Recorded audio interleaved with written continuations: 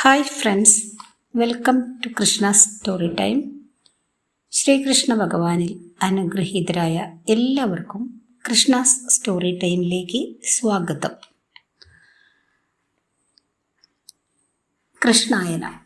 കൃഷ്ണായനം എന്ന ഈ പുസ്തകത്തിൻ്റെ രചയിതാവ് തുളസി കോട്ടുക്കൽ, പബ്ലിഷേഴ്സ് ഹരിശ്രീ ബുക്സ് പുനലൂർ, ഓഡിയോ കൃഷ്ണകുമാരി. കൃഷ്ണായനം കേൾക്കുന്ന എല്ലാവർക്കും ഹൃദയം നിറഞ്ഞ നന്ദി. കഴിഞ്ഞ ദിവസം കൃഷ്ണായനത്തിലെ രേവതി എന്ന ഭാഗമാണ് വായിച്ചു വെച്ചിരുന്നത്. അത് മുഴുവനായിരുന്നില്ല. അതിൻ്റെ തുടർച്ചയാണ് ഇന്നത്തെ വീഡിയോയിലൂടെയും ഉൾപ്പെടുത്തുന്നത്. ഇന്നത്തെ ഭാഗത്തിലേക്ക്. ഓം ശ്രീകൃഷ്ണ പരമാത്മനേ നമഃ. സാത്വികമായ ആനന്ദം ബാഷ്പധാരയായി നയനങ്ങളിൽ നിന്നും പ്രവഹിച്ചു. മഹർഷി ശിഷ്യന്മാരോടൊപ്പം പുറത്തേക്ക് എഴുന്നള്ളും മുമ്പ് രാമനും കൃഷ്ണനും ആശ്രമത്തിനകത്തേക്ക് ചെന്നു. ആചാര്യൻ്റെ പാദങ്ങളിൽ സാഷ്ടാംഗം നമസ്കരിച്ചു. സാന്ദീപനി രണ്ടുപേരെയും മന്ദമുയർത്തി അവരെ ഒന്നിച്ചു തന്നെ ആലിംഗനം ചെയ്തു. സമുദ്രത്തിൻ്റെ വിരിമാറിൽ അമർന്നുപോയ മകനെ അന്വേഷിച്ച് കണ്ടെത്തിയ രാമകൃഷ്ണന്മാരെ എങ്ങനെ സ്വീകരിക്കണമെന്നറിയാതെ ഗുരു കുഴങ്ങി. വാക്കുകൾ തൊണ്ടയിൽ തടഞ്ഞു. സാന്ദീപനി രണ്ടുപേരെയും അരികിലിരുത്തി പറഞ്ഞു, പ്രിയപ്പെട്ട കുട്ടികളെ, നിങ്ങളെ കണ്ടതുകൊണ്ട് ഇന്നു ഞാൻ അനുഭവിക്കുന്ന ആഹ്ലാദം വാക്കിലൊതുക്കി പറയുവാൻ ആവുകയില്ല. നിങ്ങളോട് ഈ വൃദ്ധന് ഒരപേക്ഷയുണ്ട്. വസന്തകാലമാണിത്. ഈ ആശ്രമത്തിൽ ഏതാനും നാളുകൾ താമസിച്ചതിനു ശേഷമേ മധുരയ്ക്ക് പോകാവൂ. നിങ്ങൾ ഈ ആചാര്യൻ്റെ ആഗ്രഹം സാധിച്ചു തരുകയില്ലേ? കേശവൻ പറഞ്ഞു, ഗുരുദേവ, അങ്ങയുടെ അഭിമതത്തിന് ഈ ശിഷ്യന്മാർ എതിരു നിൽക്കുമെന്ന് അങ്ങ് കരുതുന്നുണ്ടോ? ഞങ്ങൾ അല്പനാൾ ഈ ശമപ്രധാനമായ ആശ്രമത്തിൽ വിശ്രമിച്ചതിന് ശേഷമേ പോകുന്നുള്ളൂ. ഗുരുവിൻ്റെ വദനം തിളങ്ങി, അകത്തളം വിളങ്ങി. പിറ്റേ ദിവസം പ്രഭാതത്തിൽ ഉദയാർക്കനെ പോലെ തിളങ്ങുന്ന രാമകൃഷ്ണന്മാർ ആചാര്യ നികടത്തിലിരുന്ന് അദ്വൈതാമൃതവാണി ശ്രവിക്കുകയായിരുന്നു. ആ സമയത്ത് മഹർഷിയുടെ ആശ്രമത്തിലേക്ക് രണ്ട് സ്ത്രീകൾ കടന്നു വന്നു. സുന്ദരികളായിരുന്നു അവർ. ഉഷസ്സിലെ സുഷമ പോലെ നിത്യഭാവമാർന്നവർ. പ്രായത്തിലും ഭാവത്തിലും ഏതാണ്ട് തുല്യതയാർന്ന കന്യകമാർ.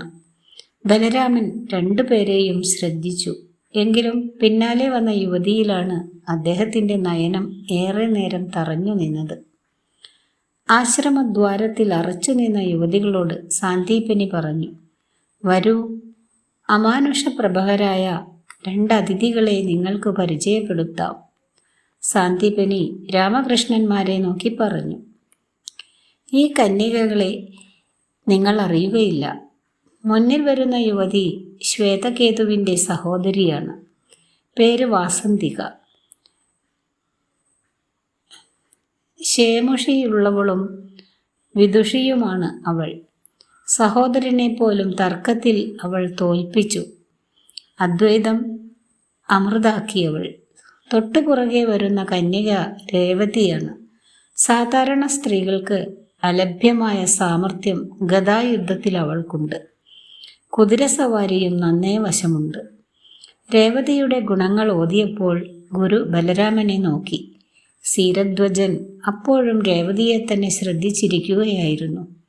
അലൗകികമായ ഒരു സുഷമാവിശേഷം ആ കന്യകയിലുണ്ടെന്ന് ബലരാമന് തോന്നി. വാസന്തികയും രേവതിയും ഗുരുവിനെ വന്ദിച്ചു. ഗുരു പറഞ്ഞു, ഈ ഇരിക്കുന്ന കുമാരന്മാരെ നിങ്ങൾക്ക് പരിചയമുണ്ടാവില്ല. നീലവസ്ത്രങ്ങൾ ധരിച്ച് അരുണപ്രഭനായി മിന്നുന്ന ആ കുമാരൻ ബലരാമൻ. ഇന്ദ്രനീലവർണ്ണത്തോടെ പീതാംബരം ധരിച്ചിരിക്കുന്ന ഈ കുമാരൻ കൃഷ്ണൻ. വസുദേവപുത്രന്മാർ. കംസനെ കൊന്ന് മധുര യാദവർക്ക് നൽകിയ വീരന്മാർ. ജരാസന്ധനെ 18 പ്രാവശ്യം പരാജയപ്പെടുത്തിയ അസുലഭ പ്രഭാവമുള്ളവർ. ബലരാമനാണ് ജ്യേഷ്ഠൻ. രണ്ടുപേരും ദ്വയമൂർത്തികളായി ലോകരക്ഷണം നടത്തുന്നു. സമുദ്രത്തിൻ്റെ തിരയിൽ മറഞ്ഞ എൻ്റെ മകനെ രക്ഷിച്ചു തന്നത് ഇവരാണ്. അസുവും വസുവും തന്ന് ഇവർ എനിക്ക് ആമോദമേകി. വാസന്തികയും രേവതിയും രാമകൃഷ്ണന്മാരെ വന്ദിച്ചു. രേവതിയുടെ നീൾമിഴി തുമ്പുകൾ അമ്പുകളായി വമ്പുറ്റ ബലരാമൻ്റെ അന്തരംഗത്തിൽ അമർന്നത് കൃഷ്ണൻ കണ്ടു. ഗുരുവിൻ്റെ അനുജ്ഞയോടെ കുമാരിമാർ ആശ്രമം വിട്ടു. അവർ പോയപ്പോൾ ത്രികാലജ്ഞാനിയായ മാധവൻ മായ കൊണ്ട് സത്യത്തെ മറച്ചിട്ട് ഗുരുവിനോട് ചോദിച്ചു. ആചാര്യ, ജിജ്ഞാസ കൊണ്ട് ചോദിക്കുകയാണ്. ഒരു യുവതി ഗദായുദ്ധം അഭ്യസിക്കണമെങ്കിൽ പ്രത്യേകിച്ച് എന്തെങ്കിലും കാരണം വേണം. രേവതിയുടെ വിദ്യാഭ്യാസത്തിന് പിന്നിൽ അങ്ങനെ വല്ല കഥയുമുണ്ടോ? എല്ലാം അറിയുന്നവനാണല്ലോ അങ്ങ്, ആചാര്യൻ പറഞ്ഞു. കേശവ, നീ ചോദിച്ചത് നന്നായി. രേവതിയെക്കുറിച്ച് മുന്നാലെ നിന്നോട് പറയണമെന്ന് കരുതിയതാണ്. അവളുടെ കാര്യമോർക്കുമ്പോൾ എൻ്റെ ഹൃദയം തകരുന്നു. യഥാർത്ഥത്തിൽ രേവതിയുടെ കഥ കരുണാമയമാണ്. പ്രഭാസ തീർത്ഥം നിനക്കറിയാമല്ലോ. അതിനടുത്ത് സമുദ്രത്തിലേക്ക് ഇറങ്ങി നിൽക്കുന്ന ഒരു സ്ഥലമുണ്ട്. അതിൻ്റെ നാമം കുശസ്ഥലി എന്നാണ്. സമുദ്രതീരത്ത് കിടക്കുന്ന ആ സ്ഥലം ഒരു വാണിജ്യ കേന്ദ്രമാണ്. കടൽ അകത്തേക്ക് തള്ളിക്കടക്കുന്നതിനാൽ ആഴി കടന്നു വരുന്നവർക്ക് ഇറങ്ങുവാൻ പറ്റിയ കേന്ദ്രമായി കുശസ്ഥലി മാറി. വളരെ പെട്ടെന്നായിരുന്നു കുശസ്ഥലിയുടെ വളർച്ച.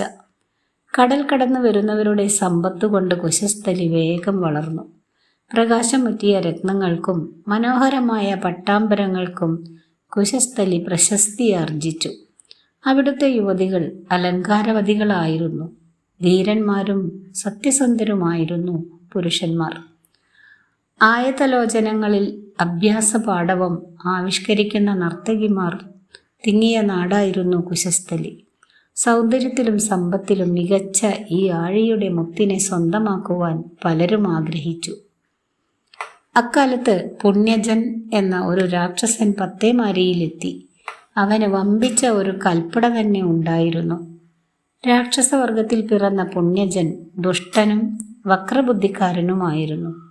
സഞ്ചാരികളിൽ നിന്നും നഗരത്തിൻ്റെ ഐശ്വര്യം അറിഞ്ഞാണ് അവൻ എത്തിയത്. ഹേമന്തം കഴിഞ്ഞു. അമാവാസി ദിവസം. കുശസ്ഥലി കഠിനമായ തമസിൽ ഭയന്നുറങ്ങുകയായിരുന്നു. പൊടുന്നനെയാണ് അവളുടെ മാറിലേക്ക് വാളുകൾ ആഞ്ഞു പതിച്ചത്.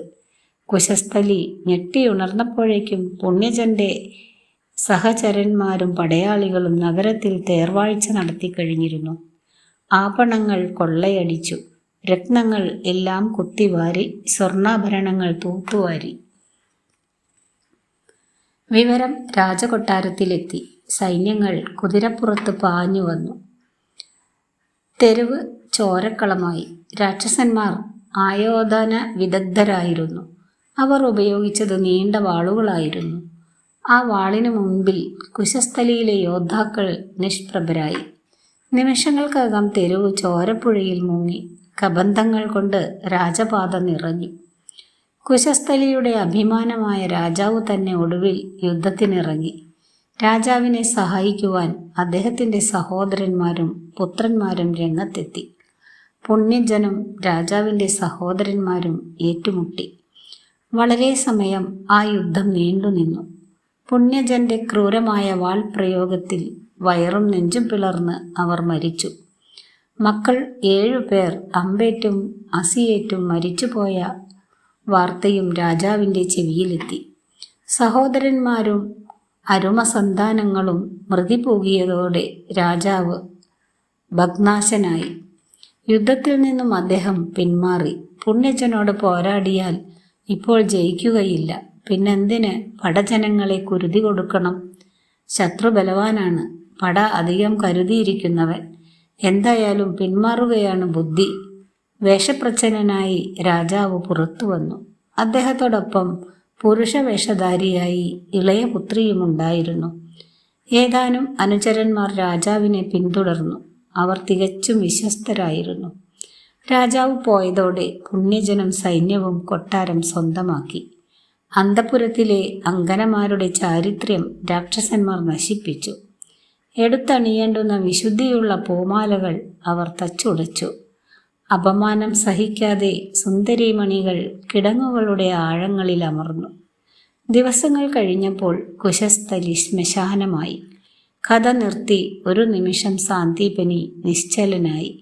ബലരാമനും കൃഷ്ണനും കഥ ശ്രദ്ധിച്ചു കേട്ടു. കണ്ടിട്ടില്ലെങ്കിലും തളർന്നവശനായി മകളുമൊത്ത് പലായനം ചെയ്യുന്ന കുശസ്ഥലിനാഥന്റെ രൂപമായിരുന്നു അവരുടെ മനസ്സിൽ. ധ്യാനത്തിൽ നിന്നുണർന്ന സാന്ദീപനി കഥ തുടർന്നു. കുശസ്ഥലിയിൽ നിന്നും പലായനം ചെയ്ത മന്നൻ മകളുമൊത്ത് വൻകാട്ടിലെ ഒരു ഗുഹയിൽ ഒളിച്ചു വസിച്ചു. അവിടെ വെച്ച് സ്വന്തം രക്തത്തിൽ വിരൽ തൊട്ട് വാൾ വെച്ച് രാജാവ് പ്രതിജ്ഞ ചെയ്തു. നഷ്ടപ്പെട്ട എൻ്റെ രാജ്യം ഞാൻ തിരിച്ചു പിടിക്കും. വിദേശീയരായ രാക്ഷസരെ ഞാൻ അമർത്തും. മാസങ്ങൾ കഴിഞ്ഞു. രാജാവ് വേഷപ്രച്ഛന്നനായി പുറത്തിറങ്ങി തൻ്റെ സുഹൃത്തുക്കളെ സമീപിച്ചു. രാജാവ് മരിച്ചെന്ന് കരുതിയ പല സുഹൃത്തുക്കൾക്കും ആശ്ചര്യഭരിതരായി. അനുതാപത്തോടെ അവർ വർത്തിച്ചു. പക്ഷേ ആളും അർത്ഥവും നൽകി സഹായിക്കുവാൻ തയ്യാറായില്ല. പുണ്യജനെ എല്ലാവരും ഭയന്നു. ക്രൂരനും ക്ഷിപ്രകോപിയുമാണവൻ. നരമാംസം വറുത്തു കഴിക്കുന്നവൻ. അവനെ വെറുപ്പിക്കുവാൻ വയ്യ. കുശസ്ഥലിയുടെ രാജാവ് തളർന്നില്ല. അദ്ദേഹം ധൈര്യവാനായി. ആപത്ത് വരുമ്പോൾ തളരുന്നവൻ വ്യക്തിത്വമുള്ളവനല്ല. എന്തായാലും കുശസ്ഥലി തിരിച്ചു പിടിക്കണം. തൻ്റെ ആത്മാവ് ആ മണ്ണിലാണ്. തനിക്ക് ശക്തി തരുന്നത് കുശസ്ഥലിയുടെ ഊഷ്മളതയാണ്. ആ രാജ്യത്തിൻ്റെ വിരിമാറിൽ കിടന്നേ താൻ അന്ത്യശ്വാസം നൽകുകയുള്ളൂ എന്ന് രാജാവ് ഉറച്ചു. ഹൃദയം തളരാത്ത രാജാവ് ഊർജ്ജസ്വലനായി വർത്തിച്ചു. പക്ഷെ വിശ്വസ്തരായ അനുചരന്മാർക്ക് പിടിച്ചു നിൽക്കുവാനായില്ല. രോഗവും തളർച്ചയും അവരെ തകർത്തു. അവർ ഓരോരുത്തരായി മരിച്ചു വീണു. അവസാനം രാജാവും മകളും മാത്രമായി ഗുഹയിൽ. കാലം വനത്തിന് പട്ടാമ്പരം നൽകി. വർഷങ്ങൾ കൊഴിഞ്ഞു വീണു. രാജാവ് വൃദ്ധനായി കൊണ്ടിരുന്നു. രാജപുത്രി യുവതിയായി. വനസൗന്ദര്യം അവൾക്ക് അനുപമ കാന്തി നൽകി. പൂക്കളിട്ട പൊൻകടമ്പിൻ്റെ കൊമ്പുപോലെ അവൾ ശോഭിച്ചു. വനദേവതമാർക്ക് പോലും നാണം നൽകുന്ന അരുണവർണ്ണവുമായി അവൾ വനത്തിൽ ശോഭിച്ചു. പക്ഷേ അവളുടെ താരുണ്യം രാജാവിൽ വേദനയുടെ കഠിനത വളർത്തി. മകൾ വിവാഹപ്രായമാകുന്നു. പക്ഷേ വനത്തിൽ ആരാണ് അവളെ വേൾക്കുക? ഭർത്താവുമൊത്ത് കഴിയുവാൻ അവൾക്കുമില്ലേ ആഗ്രഹം? വനത്തിലൂടെ പുഞ്ചിരിച്ചൊഴുകുന്ന അരുവിയുടെ കരയിൽ മുഖം നോക്കി നിൽക്കുന്ന പാറപ്പുറത്തിരുന്ന് ഏകാന്തതയെ ധ്യാനിക്കുന്ന മകളെ രാജാവ് കാണാറുണ്ട്. സായാഹ്നത്തിൽ അന്തിമേഘങ്ങൾ നക്ഷത്രങ്ങളെ പുൽകുന്നത് കാണുമ്പോൾ അവളുടെ നീൾമിഴികൾ തുളുമ്പുന്നതും കവിൾത്തടങ്ങൾ ചുവക്കുന്നതും രാജാവ് ശ്രദ്ധിക്കാറുണ്ട്. പക്ഷേ അവിടെ തൻ്റെ ധൈര്യം ചോരുന്നുവോ? അക്കാലത്ത് വനചരന്മാരിൽ ചിലർ രാജാവിനെ ഒരു വിവരം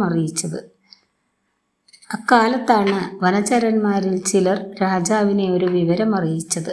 വനത്തിൻ്റെ ഒരു ഭാഗത്ത് ആകാശത്ത് തലയുയർത്തി നിൽക്കുന്ന അരയാലിൻ്റെ ചുവട്ടിൽ ഗംഭീരനായ ഒരു മഹർഷി തപസ്സിരിക്കുന്നു.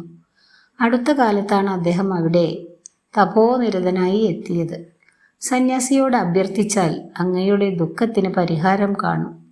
അന്നു തന്നെ രാജാവ് അവരോടൊത്ത് മകളുമായി ഋഷിയെ വന്ദിക്കുവാൻ യാത്രയായി. വഴിമധ്യേ ഋഷിയെ വന്ദിച്ചു മടങ്ങുന്ന താപസരെ രാജാവ് കണ്ടു. അദ്ദേഹം അവരോട് ചോദിച്ചു, പുണ്യാത്മാക്കളെ, തരൂതടത്തിലിരിക്കുന്ന ഋഷിയെ കണ്ട് മടങ്ങുന്നവരാണ് നിങ്ങൾ എന്ന് ഞാൻ കരുതുന്നു. എൻ്റെ ഭൗതികമായ ഒരാഗ്രഹം പറയുവാനാണ്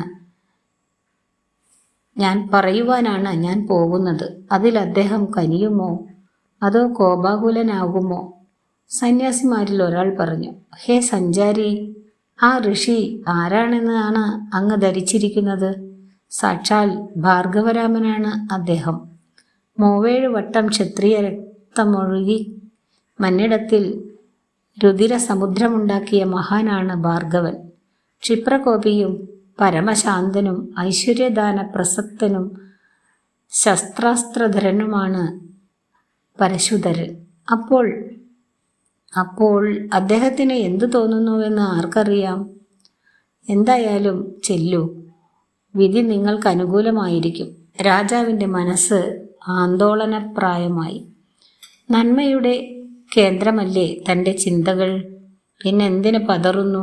ഏതായാലും പോവുക തന്നെ. ഇങ്ങനെ ചിന്തിച്ച് രാജാവ് വനചരന്മാരുമൊത്ത് മകളെയും കുട്ടി ഭാർഗവന്റെ സമീപത്ത് ചെന്നു. നിശബ്ദത തളം കെട്ടി നിൽക്കുന്ന പരമശാന്തമായ അന്തരീക്ഷം. ആനന്ദം സാത്വികതയിൽ ആമഗ്നമായി അവിടെ തുടിച്ചു നിൽക്കുന്നു. രാജാവ് പരശുരാമന്റെ പാദങ്ങളിൽ സാഷ്ടാംഗം നമസ്കരിച്ചു. ഭാർഗവൻ കണ്ണു തുറന്നു. വാത്സല്യം തുളുമ്പുന്ന നേത്രങ്ങളോടെ രാജാവിനെ ശ്രദ്ധിച്ചു. കുശസ്ഥലിയുടെ നാഥൻ ഗദ്ഗദത്തോടെ തൻ്റെ കഥ അറിയിച്ചു. അദ്ദേഹം ഇങ്ങനെ പറഞ്ഞു നിർത്തി: മഹർഷി, എൻ്റെ കാലം അവസാനിക്കാറായി. എനിക്ക് താങ്ങും തണലുമായി ഒരു മകൾ മാത്രമേയുള്ളൂ. കുശസ്ഥലിയുടെ മോചനം ഇവളുടെ കരങ്ങളിലാണ്. എൻ്റെ അദമ്യമായ അഭിലാഷമാണത്. ദയവായി പുരുഷന്മാർക്ക് നൽകുന്ന ശസ്ത്രവിദ്യ അങ്ങ് എൻ്റെ മകൾക്ക് ഉപദേശിച്ചാലും എൻ്റെ കാലശേഷമെങ്കിലും അവൾക്ക് രാജ്യം വീണ്ടെടുക്കുവാൻ കഴിയുമെങ്കിൽ ഞാൻ ധന്യനായി. പരശുരാമൻ പതുക്കെ പറഞ്ഞു: രാജൻ, നിങ്ങളുടെ അഭീഷ്ടം സാധിതപ്രായമാകും. താങ്കളുടെ മകൾക്ക് ഞാൻ ആയുധവിദ്യ നൽകാം. ഗദായോധനത്തിൽ ഇവളെ പ്രത്യേകം വിദുഷിയുമാക്കാം. താങ്കളുടെ കഥനത്തിന് കാലം തന്നെ പരിഹാരം നൽകുമെന്നറിയുക. പരശുരാമൻ രാജപുത്രിക്ക് ആയോധന വിദ്യ ഉപദേശിച്ചു. ദിവ്യമായ മന്ത്രങ്ങൾ നൽകി. പുരുഷന്മാർ പോലും പിന്മാറുന്ന ഗദാ പരിശീലനം അവൾ വിജയകരമായി പൂർത്തിയാക്കി. പഠനം കഴിഞ്ഞു. ഭാർഗവൻ രാജാവിനോട് പറഞ്ഞു: തരുണിയായ മകളുമൊത്ത് വനത്തിൽ കഴിയുന്നത് നല്ലതല്ല. താങ്കൾ സാന്ദീപനിയുടെ ആശ്രമത്തിലേക്ക് പോകണം. 2-3 വർഷം അവിടെ വസിക്കുക. ഭാഗ്യം നിങ്ങൾക്ക് വന്നു ചേരും. അണിയറയിൽ അതിനുള്ള ഒരുക്കങ്ങൾ നടക്കുന്നുണ്ട്. രാജാവും പുത്രിയും അങ്ങനെ സാന്ദീപനിയുടെ ആശ്രമത്തിലെത്തി. രാജാവ് കഥകൾ ഓതിയ ശേഷം മകളെ ആശ്രമത്തിൽ താമസിപ്പിച്ചു. അദ്ദേഹം ക്ഷിപ്ര നദിയുടെ തീരത്തുള്ള ഒരു ഗുഹയിൽ വാസവുമാക്കി. ആ കന്യകയാണ് ശ്വേതകേതുവിൻ്റെ സഹോദരിയോടൊപ്പം വന്ന രേവതി. രാജാവ് ഇപ്പോഴും തൻ്റെ ഭാഗ്യതാരത്തിൻ്റെ ഉദയവും കാത്ത് ഗുഹയിൽ വസിക്കുകയാണ്. രേവതിക്ക് പുണ്യജനെ തോൽപ്പിക്കണമെന്നാണ് ആഗ്രഹം. അവൾ മാത്രം എന്തു ചെയ്യും? രാക്ഷസനെ വകവരുത്തുവാൻ കഴിഞ്ഞില്ലെങ്കിൽ അഗ്നിപ്രവേശം നടത്തി മരിക്കുവാനാണ് അവൾ ദൃഢവ്രതമെടുത്തിരിക്കുന്നത്. എല്ലാം ജീവിതത്തിൻ്റെ ഓരോ ഭാഗമെന്ന് കരുതിയാൽ മതി. സാന്ദീപനി കഥകൾ ഇങ്ങനെ വർണ്ണിച്ചു നിർത്തി. കൃഷ്ണൻ ചോദിച്ചു: ആചാര്യ, ആ രാജാവിനെ ഞങ്ങൾ പോയി ഒന്ന് കാണട്ടെ. എന്തെങ്കിലും സഹായം നൽകുവാൻ കഴിയുമെങ്കിൽ അത്രയുമായല്ലോ. ഒരാളുടെ വേദന എക്കാലവും ഗോകുലേശ്വരൻ നിലനിർത്തുകയില്ലല്ലോ. മഹർഷി പറഞ്ഞു: നിങ്ങളുടെ വിശുദ്ധ മനസ്സിന് പ്രതിഫലം നൽകുവാൻ ആവില്ല. പോയി വരൂ, നന്മ വന്നു ചേരും. ഗുരുവിൻ്റെ അനുഗ്രഹം വാങ്ങി ബലരാമനും കൃഷ്ണനും ക്ഷിപ്ര നദിയുടെ തീരത്തേക്ക് നടന്നു.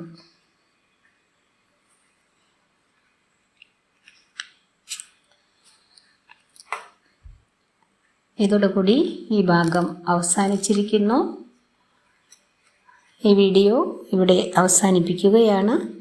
അടുത്ത ദിവസം മറ്റൊരു കഥയുമായി എത്തുന്നതാണ്. Thank you.